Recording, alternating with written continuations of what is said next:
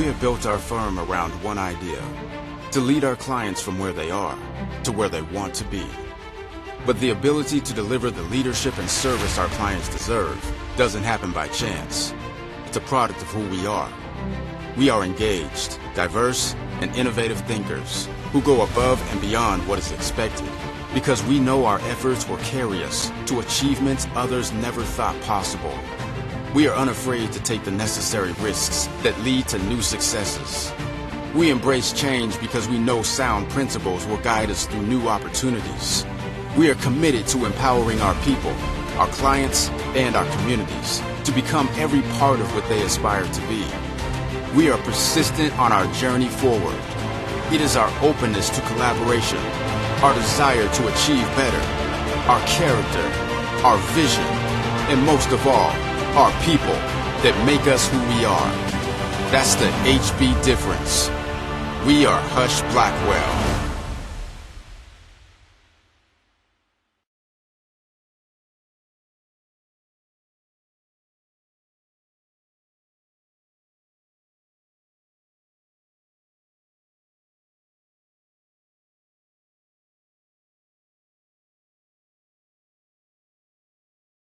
Hi, everyone. I'm Megan McLean, and I'm an attorney in Husch Blackwell's environmental group. So before we begin, I'd just like to cover a few housekeeping items. At the bottom of your audience console, there are multiple application items for your use during the program today. So if you have any questions during the webcast, please submit via the question box, and we'll try to answer all questions during the webcast today. If a fuller answer is needed or we run out of time, it'll be answered later via email. You should also see a PDF of the presentation that's available in the resources folder. This program has been approved for continuing legal education hours. So to report hours, click on the CEU icon at the bottom of the screen. A certificate of attendance, including course numbers, will be emailed to you tomorrow, along with a recording of the webcast for watching and sharing. Toward the end of the program, please be sure to complete a short survey. We use your feedback to plan future programs that are applicable to your business needs. So that's all for the housekeeping items. Let's get started with our program. So today we're going to be covering quite a bit with our presentation, Renewable Power Projects, Answers to Common Permitting Questions. Joining me today is Ben Busboom. Ben counsels clients on energy and environmental legal matters. From pipelines to wind farms, Ben obtains positive outcomes for clients operating within industrial, agricultural, mining, telecom, and energy sectors. As a member of our environmental group, I also advise clients on a host of regulatory issues involving air, water, waste, and historic contamination. So together we handle environmental due diligence and permitting efforts for renewable energy projects across the country. We ensure the proper permits, approvals, and studies are in place in areas such as air, water, waste, wildlife, transportation, and aviation. So today, we're going to be discussing the basics of permitting renewable energy projects. We'll provide a general overview of environmental permits and when they're required, an update on the status of the U.S. Army Corps of Engineers nationwide permits, common challenges associated with permitting, and other fun state quirks, interesting facts, and some best practices to keep in mind going forward. All right. So let's jump into the substance of our discussion. Oh, we covered that. Okay. So first, we want to provide a brief overview of the typical environmental studies and permits needed for wind and solar projects. As a heads up, I'm going to try and go through each of these pretty quickly so that we have some time to drill down on the nuances associated with a few of these permits later on in the presentation.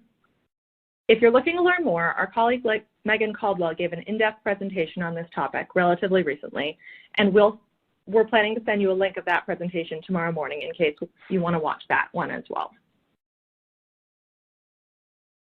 So studies are a major part of planning a renewable energy project. Species studies often include eagle surveys, bird and bat studies, and more general studies for other listed and endangered species and habitat. As a result of these studies, plans are often prepared to minimize impacts on species and the habitat that may be present. Wetland studies help identify critical habitat and potential waters of the United States, which require special care and permits if they are not avoided. Phase 1 environmental assessments are done initially to identify potential areas of contamination, both to inform and assist in the planning project, and in some cases they may offer liability protection. Interference studies may concern microwaves, radar, and other forms of telecommunication. They can also include studies for shadow flicker from wind turbines or glare from solar panels. An SPCC plan, or a spill prevention, control, and countermeasure plan, is required by EPA for the prevention of oil-related products from reaching waters of the U.S. SPCC plans are typically needed both in the construction phase of a project as well as during the project's operation. Stormwater pollution prevention plans are also prepared to address pollutants that may be in stormwater runoff at renewable energy construction sites.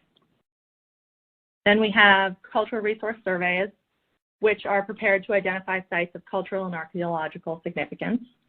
Oftentimes, these cultural resource studies are required as part of a Section 106 review, or they may be required as part of a consultation with a state historic preservation office. But regardless, it's always a wise idea to perform a cultural resource study. It's also best practice to prepare an unanticipated discovery plan prior to construction in order to ensure that any remains or artifacts that may be discovered during construction are handled appropriately.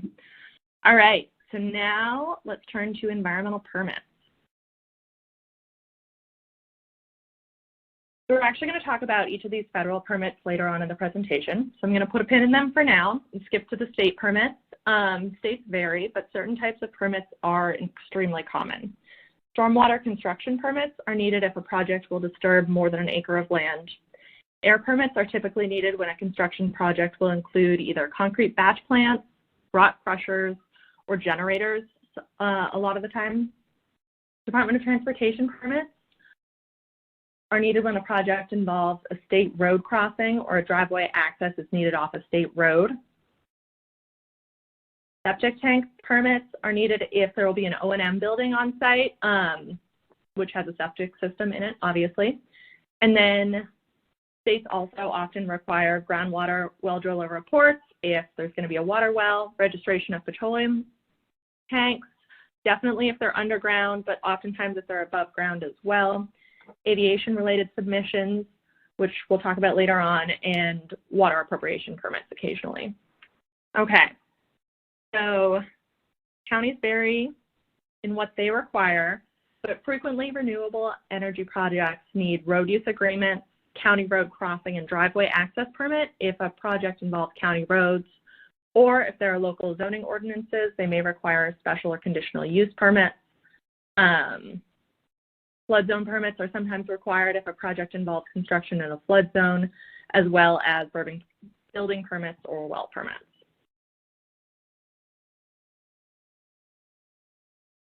Now we're going to circle back to the top and talk about federal submissions and DNHs. So the first thing to know is that the Federal Aviation Administration is the relevant agency, and the Federal Aviation Act is the relevant law. They both have the initials FAA, so it's important to keep that straight. A wind energy project tends to involve FAA in order to ensure that a project doesn't interfere with air navigation.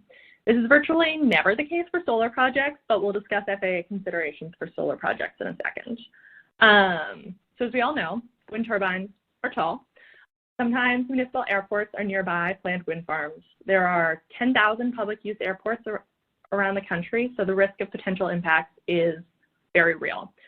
Also, even if there's not an airport nearby, turbines can still impact aircraft routes. So as a result, it's important to file notice with FAA if a turbine and Met tower is more than 200 feet above ground surface, or any construction or alteration will occur on an airport or heliport. Or even if you're outside an airport boundary, you may still need to file notice with FAA if a turbine or Met tower is within 20,000 feet from a runway, depending on the height of your proposed structure. So project operators need to file a notice of proposed construction, or a form 7460-1, for every single turbine and Met tower. As a result, it's not uncommon to see 100 or more separate notices being filed for a single project. With respect to timing, notices of proposed construction, FAA only requires that they be submitted 45 days before construction, but they prefer 90 to 120 days. So generally, we think this is a good idea and recommend it because FAA can be exceptionally conservative and slow. They receive thousands of these applications every year, and it takes time for them to issue determinations of no hazard, typically several months. So it's key to start this process early and not delay so that you have the DNHs in place by the time you want to start construction. Okay, so we talked about wind. Now we're going to talk quickly about solar. With respect to solar projects, DNHs generally are not required since equipment is so low to the ground. However, there are occasional issues with concentrated solar towers that are tall enough to present the same issues as wind turbines. As such, the first step is we always recommend using FAA's notice criteria tool to determine whether notice needs to be filed. If a project will be roof mounted and the height will be below an existing structure, such as a building or light fixture, you still need to submit the case for analysis in order to ensure that a project does not cause glare or interfere with radar installations. So speaking of glare, because solar energy systems introduce new visual surfaces where reflectivity could result in glare that can cause flash blindness to those in the air that require clear, unobstructed vision, project proponents should evaluate reflectivity during project siting and design. FAA requires the use of its solar glare hazard analysis tool to demonstrate compliance with standards for measuring ocular impact for any proposed solar project that's going to be located on a federally obligated airport. In addition, the Department of Defense requires a similar analysis for renewable projects that are located near DoD aviation operations. So it's important to know what is around your project to determine what kind of studies are required. Okay. Now we're going to spend a few minutes talking about how changes to a project can impact DNHs. There we go. So relocations. Changes to project layout and turbine design can create a number of issues with respect to DNHs. Luckily, FAA recently clarified its guidance for when resiting of wind turbines will require a new notice of proposed construction to be filed. In short, a new study is required whenever latitude or longitude changes by exactly 1 second or more. For latitude, that's about 101 feet. For longitude, the distance of a degree depends on the latitude you're at, but it can be between usually 80 and 110 feet. So one note on changes in elevation. Changes in the sources used to determine site elevation can show an apparent change even when a turbine is constructed in the same location as a proposed DNH. So for instance, if you use a USGS map to determine the site elevation at the time the proposed notice of construction is filed, but the as-built survey data is used to determine site elevation at the time the Part 2 form is filed, then there may appear to be a change in site elevation that requires a new study. This catches developers off guard, so especially when a wind turbine hasn't moved. So we encourage everyone to use the same data source from filing to filing in order to avoid this issue. A quick note on delays. Delays in project construction can create all sorts of issues, but DNHs are only valid for 18 months from the date of issuance, and they expire if construction has not begun within that 18-month period. So it's important to know that construction does not include excavation. For construction to have begun, some structural work is actually required.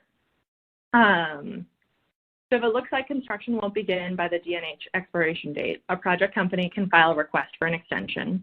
FAA will evaluate whether anything has changed since the issuance of the initial DNH and will almost always issue an extension without any issues.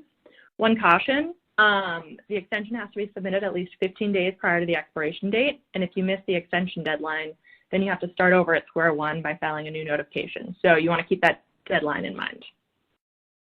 Okay, so now we're going to kick off our discussion of state quirks. Oh, my screen has frozen, so we're going to wait a second, and we're going to try that again. There we go. So certain states require permitting in addition to FAA permitting.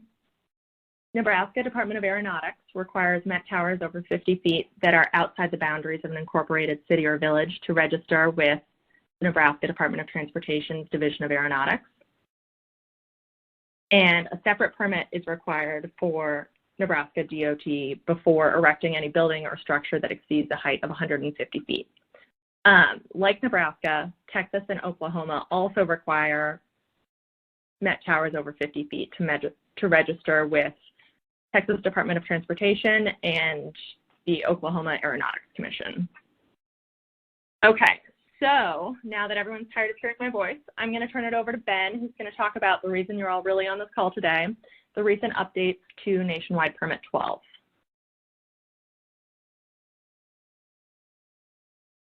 And good afternoon, everybody. This is Ben Busboom, and thank you, Megan, for the kind introduction and the awesome information. I'm not positive that everybody is on this call today to hear about the updates to Nationwide Permit 12, but that's what we are going to talk about. And a way to kind of segue into that conversation is we've got a little bit of a poll question that I'm trying to pull up on the screen here, which is just simply, how many folks on this call are actively participating in projects that are utilizing Nationwide Permit 12 for electric transmission. So what I'll do is I'll wait here and kind of give you guys some time to answer that if you wouldn't mind, and then I'd just love to see what the results look like. We should really have Jeopardy music for this.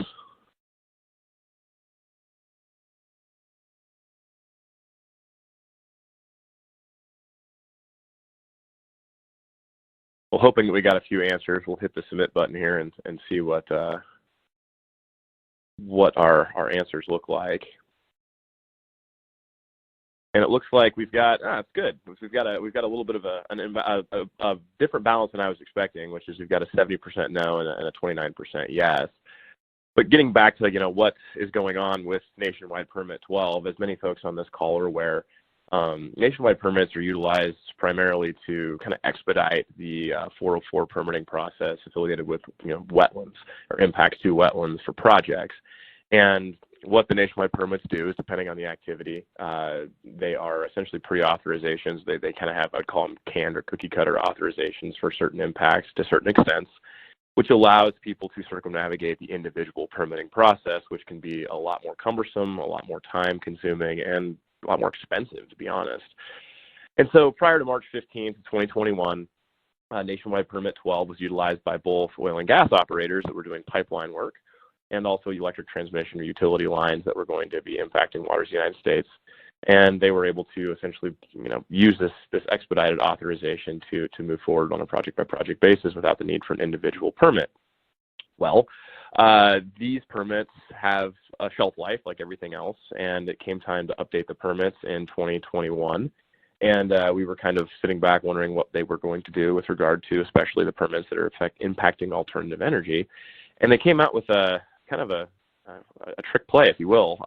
They took the electric utility component out of Nationwide Permit 12, and they moved it to Nationwide Permit 57, which of course means that authorization under Nationwide Permit 12 after March 15th, 2021 would only be for these pipeline or oil and gas activities and no longer for electric transmission. While that's straightforward enough, we've just changed the number. The question, of course, remains, what about existing or ongoing projects? At what stage in a project do I have to be concerned about using a pre-authorization under Nationwide Permit 12 to kind of see how things are going? So the answer to that question is kind of, it's interesting in its own right, but it's also a little bit, I guess, it requires some coordination with agency. And the easy answer, the high-level answer of what's going on is that either one of two things is going to prolong authorization under Nationwide Permit 12. Either A, I have a project where actual construction has started. So prior to March 15th, 2021, we have broken ground in some capacity. We have, people on site. We are moving forward with the development of a project. And from that moment forward, Nationwide Permit 12 will be extended 365 days, essentially at the end of the next year, which I have a slide to discuss that at the end of this. So that's pretty simple. What is construction is a little bit subjective, and there are some discussions to be had there, but by and large, it's pretty straightforward. We've got people on site, we're doing something. What isn't pretty straightforward is if the activities are under contract to commence in reliance upon Nationwide Permit 12.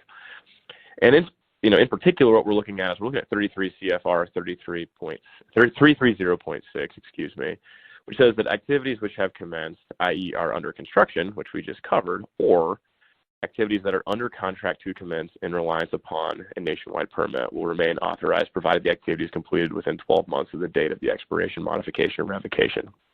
So what does it mean to be under a contract to commence in reliance upon a nationwide permit? Well, on the front side, a contract to commence that would be an EPC contract, an engineering, procurement, construction contract, or a traditional construction contract, or agreements regarding, actual physical labor that's going to go on and move these things forward is definitely what was, kind of in mind initially when writing this regulation, and that would qualify to extend that permit coverage until March 15th of 2022.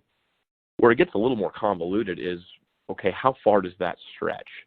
And so in an effort to kind of figure that out, we reached out to a lot of our contacts within the Corps of Engineers across the country, and we kind of found out that there isn't really a solid answer.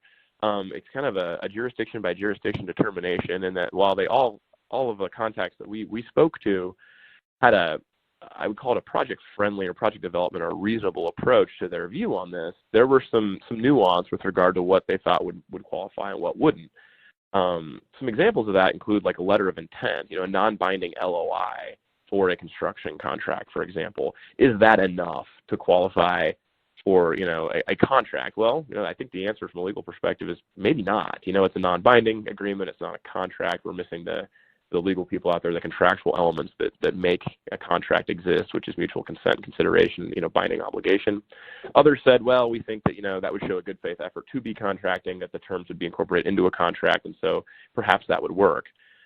More materially, we really had a lot of discussion about, MIPAs, ECAs, and other financing agreements where, folks like Megan and I go through a permitting schedule. We're doing our diligence from a finance perspective to see not only what the impacts of certain environmental components and permits are going to be and if they're obtainable, but also, what they look like moving forward during operations. And these are situations where we provide opinions to our financing parties saying, yeah, this permit's in existence, this is what's going on, and this is how it's going moving forward. And some of these opinions were given before the expiration for sure, and they can be given a little ways out. And so in our conversations with folks from the Corps about those agreements, we actually ended up coming to the determination that, yeah, they did believe that those would be sufficient within the text of the regulation to extend the coverage of Nationwide Permit 12 for that additional year, which, in all honesty, makes a lot of sense. It's a situation that, from everybody relying on that perspective, no one's really trying to pull the wool over the Corps' eyes, so to speak. We're just we were moving forward under the auspices that was the permit that needed to be obtained at the time, and that was the permit that was available at the time, and that was the permit that was utilized for that opinion. And as such, the contract was in reliance upon that permit. And I'm seeing some questions coming in here, so I'm going to do my best to look at these as they go.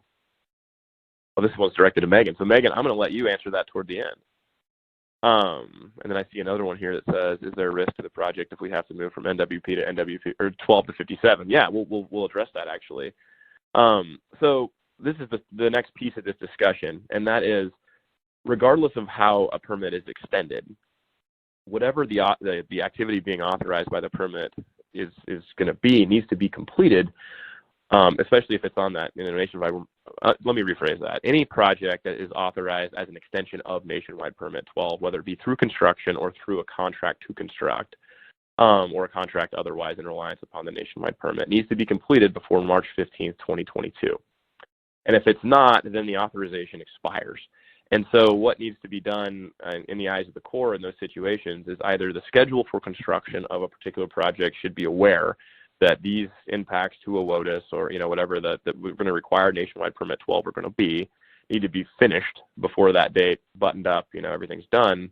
Or alternatively, the Corps is very well aware that some of these circumstances are going to go over that gap, and what they're suggesting we do is that we reach out to the local agency, depending on who our permitting authority is and where the project is at. Usually they said between Q3 and Q4 of 2021 should provide enough time to resubmit for authorization under Nationwide Permit 57. The process is going to be very similar. The carryover, some of the agencies said the carryover will be almost instantaneous, but you're going to want to go ahead and get essentially the notifications done, the permitting done, everything squared away, facilitate that discussion before 2022, especially Q1 2022, when you might be pushing the timing envelope because of processing. As everyone knows, sometimes Corps takes a little longer than anticipated. Sometimes they take a little bit less time than anticipated. But most of the discussions we've had have been we're going to utilize the prior permit, the prior authorization under 12 in those situations to kind of expedite the next piece. But what's important to understand is there's another set of circumstances that people need to be aware of, and it's another reason we're not pushing really hard right now to go ahead and just get authorization under 57 right away. For some of our projects before March, we couldn't. There was nothing available until March 15th, which was interesting. But other than that, what the Clean Water Act requires, and I'm sure a lot of folks are familiar with this, is that it requires a state to certify the federal action. The Clean Water Act, like many waste acts, allows states to pass more stringent standards for their water quality protection. And what Section 401 water quality certification does is it ensures that the federal permit that's being advanced isn't going to run afoul of state water quality requirements. So that's one of our permitting diligence items, and we check that. Well, some states are being a little slow, or they're being a little bit more, they're raising more concerns than were anticipated by the Corps originally with this move to 57. And the example that's great to be used here is the Virginia district. They declined to accept conditions A1 through A12 of the new 57, but did accept 13, which essentially requires projects to get the state water quality permit or a waiver, in tandem with going out and getting certification under nationwide permit 57. I had conversations with folks from Virginia within the Corps, and then some of the state folks as well about this process, and it was interesting. I mean, there's real, some people could see it as real collaboration between state and federal agencies, really kind of pushing to accomplish a goal. Others, might see it a little differently, and we'll leave that to whoever wants to interpret it. But the long and the short of it is, in situations where we have these, kind of these projects that are between these time periods, really the best bet, in our opinion, is just coordination with agency. And in our opinion, and in my opinion in particular, these are conversations that are great to have through council.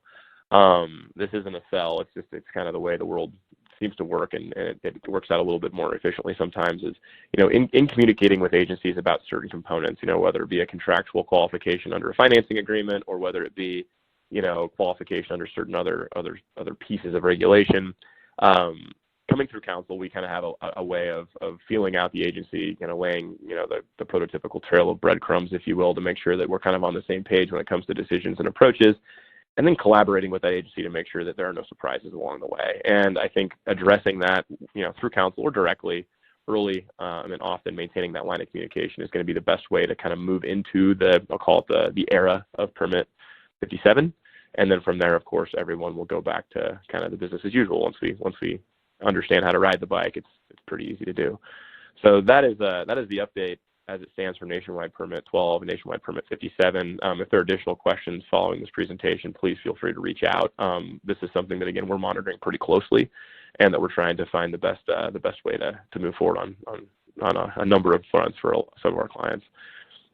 And while I have you, since everyone's favorite topic in the world when building a project is endangered species, we thought we'd touch base on that quickly as well. And the collective eye roll from this group, I'm sure, is overwhelming. But endangered species are endangered species, and they have a fun way of really impacting projects. And while a lot of people are very familiar with the incidental take process, the agency consultation process, what needs to be done in these circumstances, there are some nuances and some things that we have seen over the last year that we thought might be interesting to discuss. And so much so that I had a conversation with one of my colleagues in DC that is, he works for an agency out of Kansas that was calling about one of these very issues yesterday.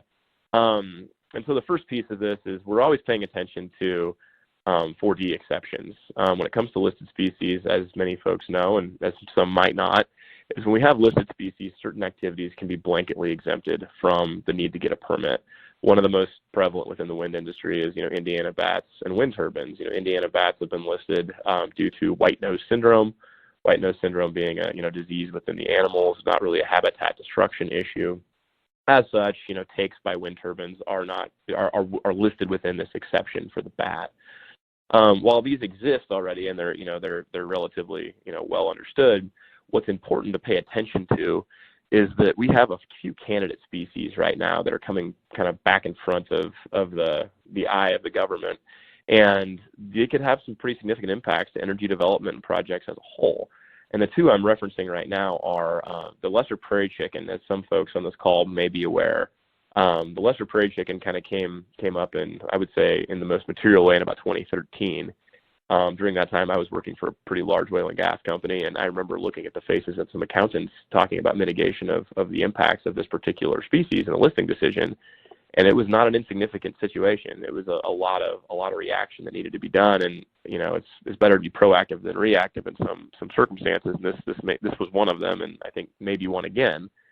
But what has happened is that it was listed, it was overturned, and now it's been petitioned for relisting, and now there's discussion that it's going to be relisted a second time. And what the question becomes now is how do we mitigate the impacts from the listing of a Western prairie chicken, which is a widely distributed species across the Midwest. And there are really two ways of doing that. And one of them is the bullet list at the bottom of this slide, and that's called a Candidate Conservation Agreement with Assurances, or a CCAA. What a CCAA is, it's an agreement with the Federal Agency of Fish and Wildlife Service to implement certain mitigation measures designed to protect and decrease impacts to a candidate species, candidate being the most important word in that sentence, because it's a gamble. It's not a gamble, it's a hedge, called a hedge. It's a situation where we believe there may be a listing decision that could come down. This may actually be listed as threatened or endangered. And if we agree to this before that listing decision comes to be, we are given the protections of basically an incidental take permit for whatever we agree with the service to do. So in the event the species is listed and the actual final rule comes out and it's more stringent, or it has different qualifications or otherwise, we've already addressed that issue with the service before that listing decision has happened, and so we're not required to go ahead and follow that to a T thereafter. Of course, the other side of the coin is if the listing decision comes back and the animal's not listed, you're still obligated then to take those measures. So that's where it becomes a little bit of a business decision based on what we want to do to mitigate those circumstances. The second species that I think really bears paying attention to right now is the monarch butterfly. The monarch butterfly has been considered for listing since 2014. There's been a lot of fighting about it. And as recently as earlier this month, Center for Biological Diversity filed a suit to try to essentially spur Fish and Wildlife Service along with making a more defined listing decision and promulgating a rule about the butterfly. And as folks know who've maybe run into endangered insects, the Bering beetle being a great example in the past, is these things can be really interesting for projects. And I don't know that we've ever had a migratory insect from a listing perspective before. And so this again comes, it kind of begs the question, okay, what can we be doing now before a final listing decision is made, before a 4D rule is made, that could allow us to mitigate maybe some project risks? And again, that CCAA really comes into play. I've been working with some utilities here recently about putting some of these in place, and a couple have already been put into place. Just in anticipation of that butterfly maybe becoming a bigger problem than folks might anticipate. The next piece of this, and I think the other two that are worth thinking about or discussing, is we're seeing a development in the Endangered Species Act that is mirroring wetland mitigation. For folks who've used mitigation credits on projects, they're a great way to move a project forward in situations where, in lieu mitigation or in situ mitigation is just not an option. You're not able to develop a wetland on site, or otherwise you're able to go to a bank, you're able to pay a certain amount for a certain amount of credits, and the project moves forward. And from an ecological perspective, you have a large swath of wetlands that's preserved in perpetuity. It's kind of the win-win of the world. Well, we're seeing that same concept starting to be applied to endangered species in situations where we have an opportunity to set aside a certain amount of habitat, or to do certain things that are going to help a certain species. The Fish and Wildlife Service has been willing to work with folks to talk about how we can mitigate endangered species impacts in the same way we mitigate wetlands impacts. And this is interesting for a couple of reasons, one of which being, of course, moving forward with development. We want to move forward with development. We want to find the best way to do so, so that's great. But the second, the fiscal piece, as folks may be aware, mitigation banks are not, they can cash flow. They can not only pay for themselves, they can make some nice project impact from a financial perspective, especially if you generate more credits than are used for a project. And so these are things, again, that are worth discussing maybe on a case-by-case basis, and they're more creative ways to get around endangered species issues that might be outside of that traditional incidental take process. And last but not least is we've also seen a little bit of discussion regarding not using the incidental take section of the Endangered Species Act, which is from 10A1B, but a recovery permit from 10A1A, which is more based on scientific research, gleaning information about species, how impacts from projects will impact species on a more holistic basis. And these have been pushed by the federal government. The Fish and Wildlife Service has been interested in utilizing this approach in a number of circumstances, and the approach is kind of novel because it requires a little less from the ACP perspective. There's some more flexibility. There's some timing benefits without getting into a ton of detail. It's interesting. And it's, again, something that if you have maybe a project that does have a mitigation banking component, it might be worth considering. If you're making what I would call a broad spectrum mitigation effort that's going to impact a large number of, or a large area of habitat. I mean, these are conversations that may be worth having because it may end up better off for the project. On the other side of the coin, it may end up more expensive for the project if there's more monitoring required. But again, it's always good to know what the options are before making a decision that's, just the normal set of circumstances. And so with that, I think I'm going to kick it back to Megan because I know you guys are definitely probably sick of hearing me talk, and let her talk about the Oklahoma Wind Energy Development Act. Thanks, Ben. So before we get into the Oklahoma Wind Energy Development Act, which I know you're all itching to hear about, we got a question, and that was permitting requirements range from county to county. Generally, the same can be said for state permits too. How do you make sure that you have the correct permits for a county? I mean, how do you make sure you have all the permits you need? And so the first thing I would say is to check local ordinances. Sometimes they're posted online. More often, they are not. But you can always ask the county clerk, and they will send you a copy of the ordinances so you can check and confirm for yourself. Another thing that we always do is call the county clerk and ask if they're aware of any permits that are needed, and generally they're very knowledgeable. And then the last thing you can do to give you a little comfort is you can request a letter from a local county judge confirming that certain permits are or are not needed. And one note on that, I would say it's important to get as robust of a letter from the judge as possible. So not just asking whether or not there are zoning requirements, but asking about road use, septic or building permits and things like that, just so that you have that comfort yourself and you don't think that a generic letter from the judge is not sufficient, because that is often not sufficient because they may just be referring to zoning, but you think that they are talking about all sorts of different county permits. So that's typically how we handle that issue. And then the other piece of advice is typically when we're looking at whether or not a project has all the necessary permits, is we have an extensive list of all the possible permits that you could need, and then we can just go through based on the state or based on the county and see which of those are required. So I think it helps to start with a broader list and then narrow it down instead of just looking blindly to see what permits could possibly be required. Okay, Oklahoma. So in 2020, Oklahoma ranked third in the country for total installed wind capacity.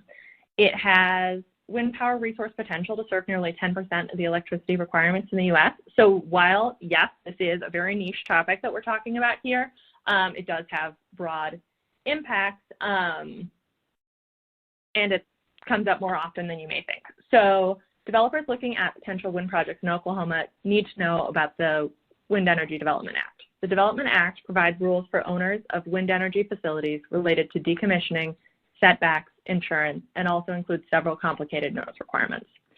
The first of these notice requirements is the OCC notification. Owners of a wind energy facility are required to submit notification of intent to build to the Oklahoma Corporation Commission within 6 months of their initial filing with FAA. Then the owner must send copies of that initial OCC notification to the Board of County Commissioners of every county or municipality that the wind energy facility will be located in, and that's required within 24 hours of the initial OCC notification. And copies of that original OCC notification also have to be sent to the Oklahoma Aeronautics Commission and the Oklahoma Strategic Military Planning Commission within 30 days of that first notification. So it's a lot of notifications. There's also a newspaper publication requirement. Within 6 months of submitting that first OCC notification, the owner of a wind project has to publish a copy of that OCC notification and notice of a public meeting in a newspaper of general circulation in the counties where the facility will be located. 60 days after that newspaper publication, you're required to have a public meeting about the project. And concurrent with the newspaper publications and the public meeting, the Development Act requires project owners to send a copy of the OCC notification via certified mail to all oil and gas operators on a project area. And because it's located in Oklahoma, chances are there are oil and gas operators in that area, and you can get a list from the Oklahoma Corporation Commission. Oklahoma Corporation Commission. It's a mouthful, sorry. And in addition to sending them a copy of the OCC notification, oil and gas operators also need to be notified at least 60 days before commencement of construction. So this is important because the Development Act is clear that the owner of a wind energy facility may not commence construction of a facility until all of these notifications and public meeting requirements have been met. It's also important to comply with these notification requirements because in addition to fines, failure to comply with the Development Act can cause delays in construction or project financing. So now that we've touched on that, and let me see, it looks like we've got some questions.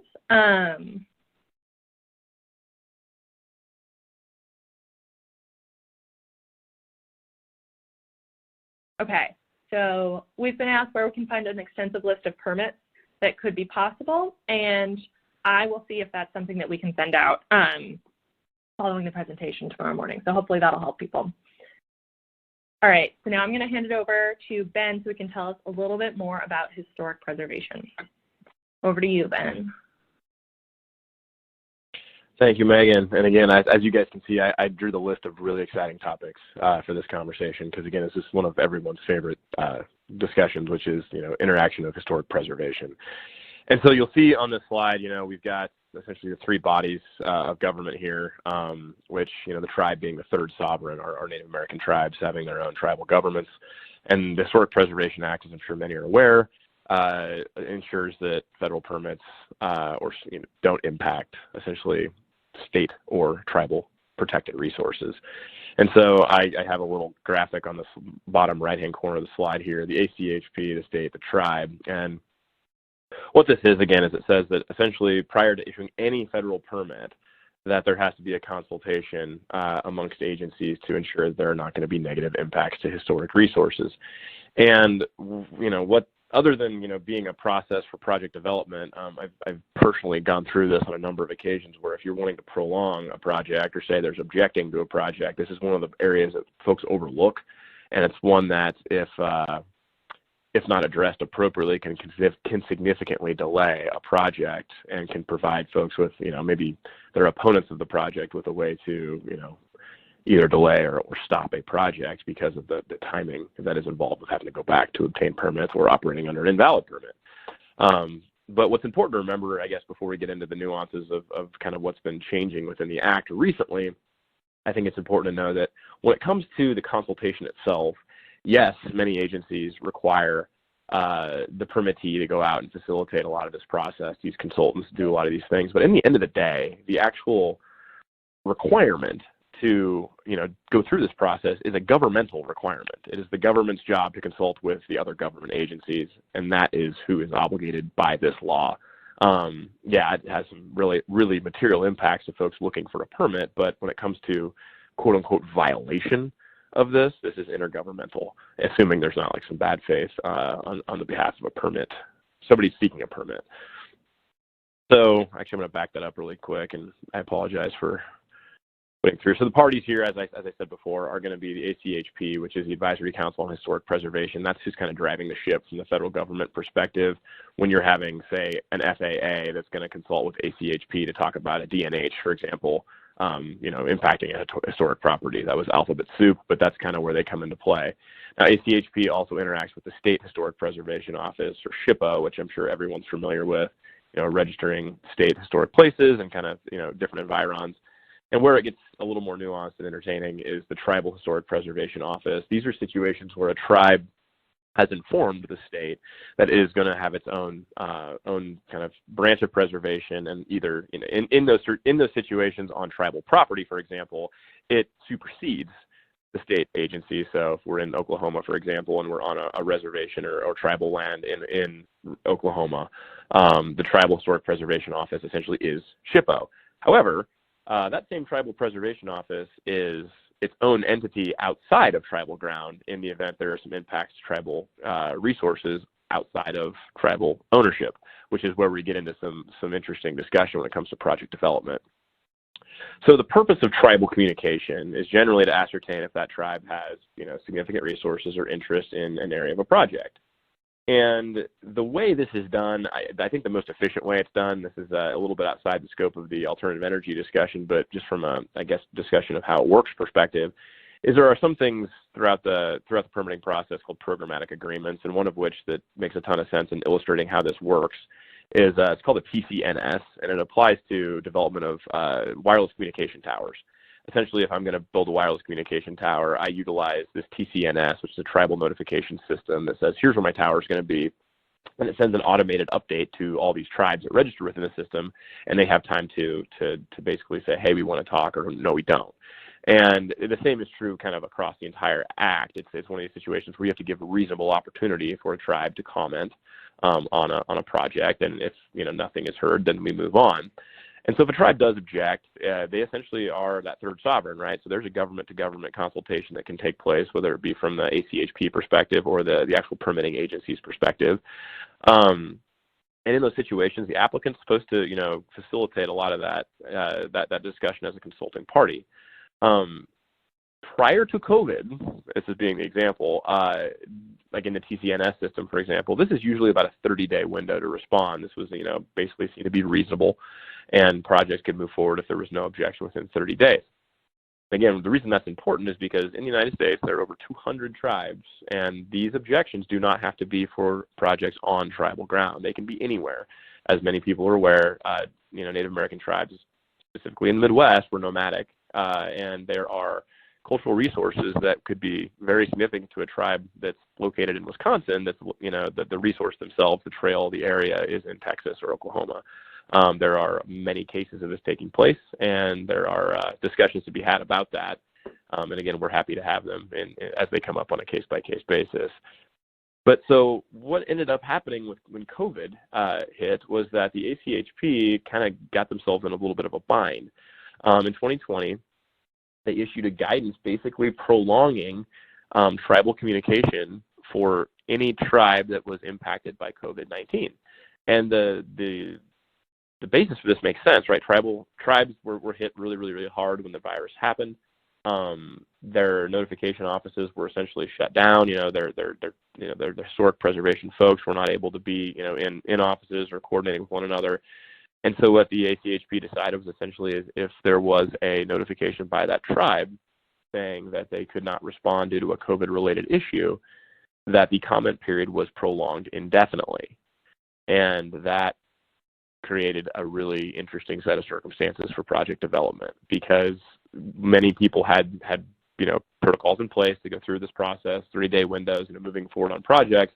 And essentially this was a wide open end, no end in sight situation to say, well, now we don't know if this is a final or if this permit's unappealable. And why that's really important is that it can really impact your financial representations and warranties. Many wind projects have language within their permitting pieces in particular that say that these permits are final and unappealable. Well, final and unappealable is a pretty big deal when we're talking about exchanging financing. And when you have a position like this from ACHP, it's really hard as a legal professional to say, yeah, this is final and unappealable, because there's really nothing to guide this. There's no way of really pushing on this in a way that makes a ton of sense, and it's a very tough topic to kind of cover. So we watched this develop throughout 2020, thinking, okay, maybe this is not going to be prolonged. We'll see how these things work. We push coordination with tribal entities that had actually been maybe in areas where we've had projects that may have an impact. But even more recently, and that was in March of 2021, ACHP came out with a new statement that said, no, this is continuing, and not only is it the tribal historic preservation offices, but it's also state historic preservation offices. It's any place that does not have the capability to respond, I guess, directly due to shutdowns affiliated with COVID is going to continue to be prolonged. And this is, again, a really interesting situation because it creates a little bit of an unknown from a project perspective. And so, sorry, I'm going to go back to this. So I want to make sure there wasn't an extra slide. But where that leaves us is, okay, there's maybe 2 or 3 ways to move forward. Either A, it's this is a very minimal risk. We've done projects before. We have not been, having issues with tribal objections. So we're going to go ahead and move forward with the understanding that an objection is very unlikely. The second piece is to do a legal analysis based on, if that objection would be, I would say, material. Just because a tribe objects to something or a state society objects to something does not mean the permit is invalidated or won't be granted. It just means that the agency has to take that objection into consideration when deciding whether or not the impacts are going to be significant. And the third discussion is actually, maybe trying to push the issue a little bit harder with the ACHP because of, a potential violation of the Administrative Procedure Act. It's a situation where, is this a guidance or is this a rule? Because when we make rules as an administrative agency, and not to get into the schoolhouse rock of the world, but administrative law requires, notice and comment, right? It's a legislative function, and ACHP is not a legislative body. There's no statute here. So when they go ahead and promulgate rules, there has to be statutory authority for doing so. And there has to be a notice and comment process where, people who are impacted by this can, voice their concerns, so to speak. And so in this situation, that's not been the case. And so the question is this in violation of the Administrative Procedure Act? And that's a question that's likely going to be pretty expensive to find out the answer to. I don't know that anybody's going to really push the issue too terribly hard, but it's one to be aware of because, again, our language within our agreements and the way we move forward it's going to be worth thinking about this until such time as we can kind of get back to, quote unquote, the new normal and folks are up and operating the way they should be. And with that, I'm going to give it back to Megan to talk about some environmental liability. All right. Thanks, Ben. That was honestly more interesting than expected, so good job. I was hooked. So we're going to talk about liability for site conditions, and we're going to go through it relatively quickly so we can hopefully get everyone out at 1. Because we have some poll questions afterwards, which I'm very excited about. So I think we're going to breeze through this so that we can get to the poll questions. So environmental liability is a separate issue from permitting, but it's another area that deserves a lot of attention during project development. A majority of renewable energy projects are developed on land leased from landowners, and landowners will generally maintain liability for site conditions, such as historic environmental contamination and abandoned water and oil wells. However, site developers can incur, or project developers can incur liability for these conditions if a project is not sited to avoid these features. So to qualify for environmental liability protection under CERCLA, a landowner has to meet certain threshold criteria that include the performance of all appropriate inquiries, or AAI, before acquiring property. In addition, people who wish to maintain liability protection must meet continuing obligations after they acquire the property. So these include exercising appropriate care with respect to hazardous substances found at the property by taking reasonable steps to stop any continuing release and to prevent threatened future release. So reasonable steps is a very frustrating term, especially for lawyers, but because it's just so amorphous and people can fight over what it means forever. But at a minimum, we recommend that projects be sited to avoid potential contamination.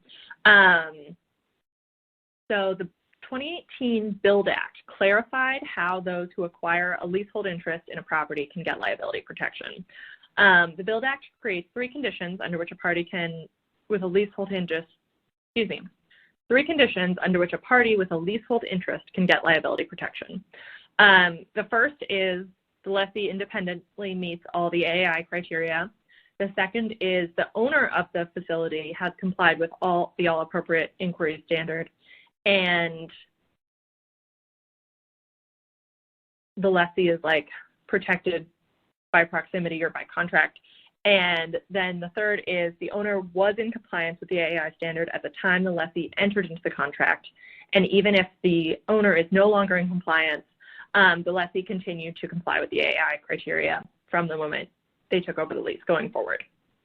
So regardless of whether or not a property owner has a phase one assessment, regardless of whether or not the property owner has a phase one assessment, we always recommend that lessees get a phase one assessment before acquiring the property. These assessments identify recognized environmental conditions associated with a property and serve two important purposes. First, they help purchasers and lenders evaluate the value of their collateral. So it's helpful so that you know what you're buying. But they also help purchasers qualify for liability protection. To get this protection, though, I'm sure you've heard, the phase one has to be completed within 180 days of closing. So, one challenge developers often face is when to prepare a phase one site assessment. AAI should be done prior to any kind of agreement that provides sufficient property rights that would enable the party to engage in activities that could result in new contamination or worsen existing contamination. So the moment that a lease or purchase agreement is entered into, it's likely too late to comply with AAI. So you want to get that phase one before. Because at the time when you enter this agreement, you're conveying, or liability is being conveyed to you. So a few interesting points about phase one. They generally require a reliance letter authorizing specific parties to rely on the report. They're generally the only type of environmental assessment that needs to be updated after a certain amount of time passes. So we mentioned phase one assessment can only comply with the AAI standards if it's prepared within 180 days of closing. And phase ones only offer liability protection for asset purchases, not for stock purchases. But as a practical requirement, purchasers and investors want them because they help assess potential risk and identify areas to avoid during construction. Okay, so water and oil wells, they're often on rural properties, especially in Texas and Oklahoma. Some of these wells are active, many are abandoned. Landowners are responsible for proper plugging and abandonment of water wells, and the former owner of oil and gas wells is responsible for those wells, but it's important for project infrastructure to avoid these wells in order to avoid any problems associated with liability going forward. Okay, so I think we're gonna skip the practice pointer slide and go right to the questions with our last minute. So Section 106 requires federal agencies to consider impacts to cultural and historic resources prior to using which of the following permits. So I'll give everyone a second to input their answer below.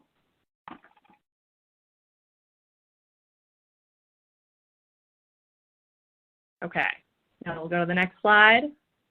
Oh, I went too soon. I apologize.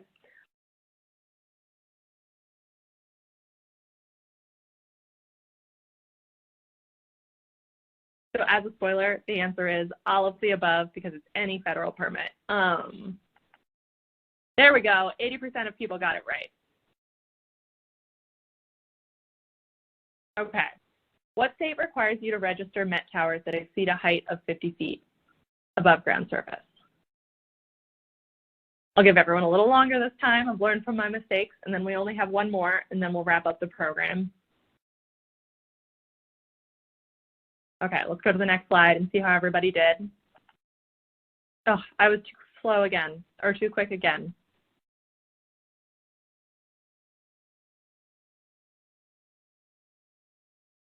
So as a spoiler, the correct answer is Nebraska, but it's also true of Oklahoma and Texas.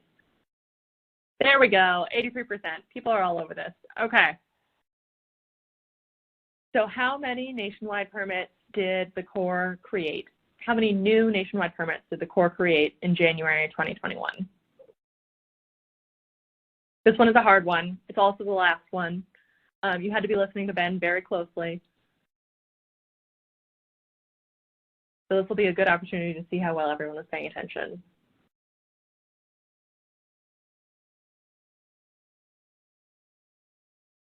Okay, I'm gonna go for it. There we go. So the correct answer is 4. A little bit all over the board there, but as we said before, that was a very hard question. You had to be paying very close attention. So this concludes our presentation. Thank you so much for joining today. We hope the information was helpful to you and your organization. As a reminder, the program has been approved for continuing legal education hours. To report your hours, you can click on the CEU icon at the bottom of the screen. A certificate of attendance, including course numbers, will be emailed to you tomorrow, along with a recording of the webcast for watching and sharing. And we'll also try to include those additional resources we discussed on the webinar today. So please be sure to complete our short survey. We use your feedback to plan future programs that are applicable to your business needs. So this concludes our webinar. Thank you so much for attending.